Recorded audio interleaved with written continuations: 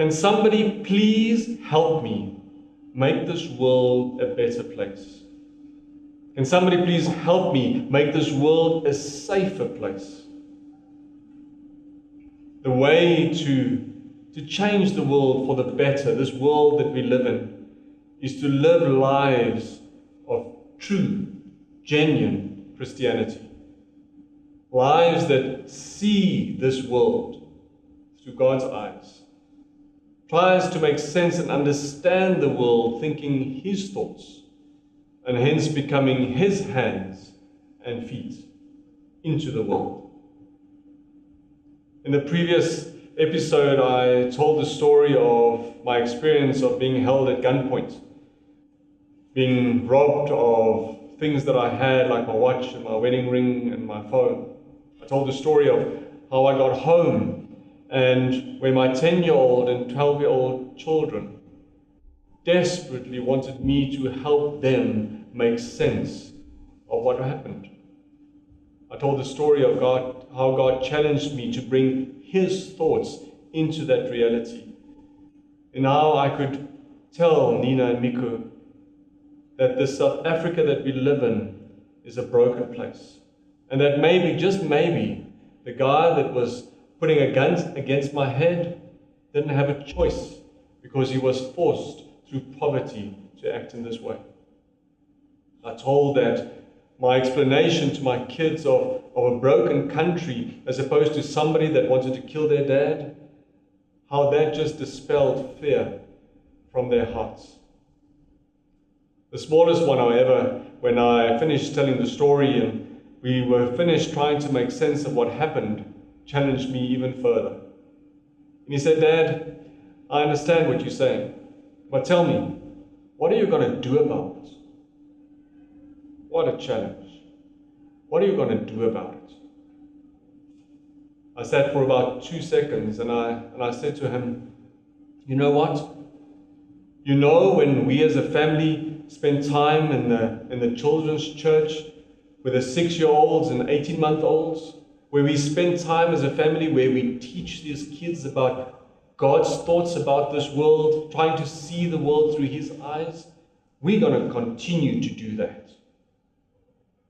I said to him that, you know, that the time that I spend with young people in this country where we drink coffee together, we're not just talking about life. What Daddy is trying to do is I'm trying to spend time with them to give them God's thoughts about their realities and challenge them if they're struggling to see the world through His eyes. I said to him, you know, that the time that Mommy and I spend in marriage ministry and trying to help those couples that really, really struggle, where mommies and daddies get angry at each other, we're going to continue to do more of that. I said to him, you know, those little videos that I make and the places that I go and that I preach and where I teach, I'm going to continue to do that because you know what? People need to hear that God has got a view over their lives, a calling over their lives. I'm going to do more of that. I said to him, you know, when Daddy goes to work, and I've said to him many times that what we do at Daddy's job is we try to help those people that don't have money to save more money. To help those people that have a bit of money to use that more effectively. And when Daddy goes overseas, I go there to get people to bring money into South Africa and into Africa to build things that we don't have at the moment. Daddy is going to continue to do that. I want to challenge you today. If God speaks into your life, if you are able to see His world through His eyes, if you are able to understand what happens in real life, thinking His thoughts, I want to ask you this question. What are you going to do about it?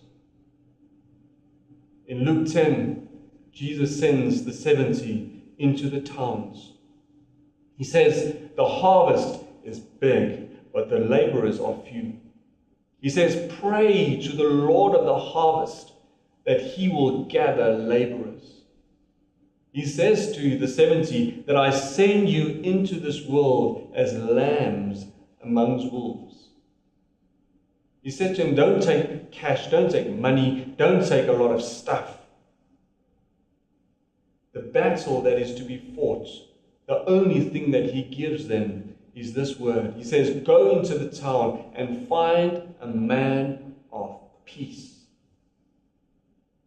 Are you a man or a woman, a boy or a girl, a son or a daughter of peace in your city?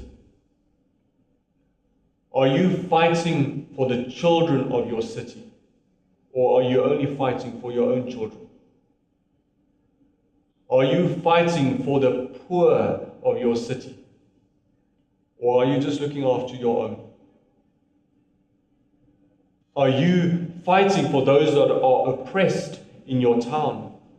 Or are you an oppressor that doesn't even pay the minimum wage for those people that work for you? Are you a person that speaks peace into South Africa? Or are you one of those that only hate and speak hateful words into our society? Are you a man of peace? Are you a woman of peace?